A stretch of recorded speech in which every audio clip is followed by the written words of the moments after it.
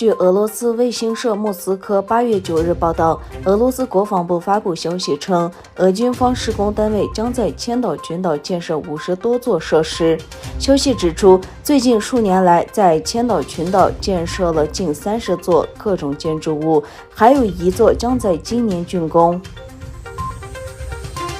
美国国务卿布林肯发表题为"国内振兴作为外交政策优先选项"的演讲。他表示，美国还是世界上最强大的国家和经济体，但是美国还可以做得更好，尤其是在一些领域，美国已经被中国等对手追赶甚至赶超。他说，投资美国国内基础设施将保持和增强美国的全球竞争力与影响力，让美国从实力地位开展外交，并且能够有效驳斥中俄等国政府所谓的美国衰退论。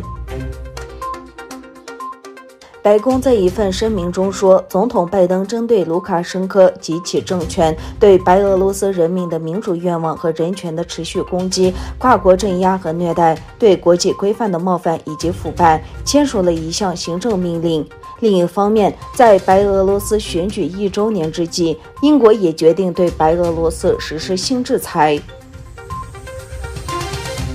据报道，中国打击比特币挖矿，迫使大量中国矿工转往北美及其他国家，美国可能因此成为新的全球比特币挖矿中心。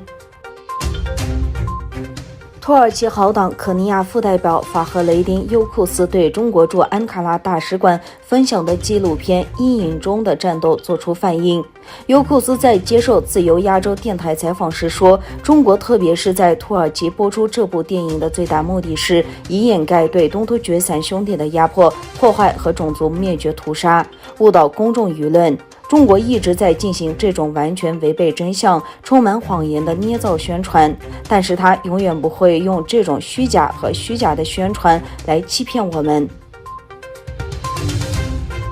美国国防部长奥斯汀周一在发给军人的一则备忘录中说，他将寻求总统拜登批准在9月中旬前或在美国食品与药物管理局给予美国采用的冠病疫苗全面使用授权时，把冠状疫苗列为美国军人必须接种的疫苗。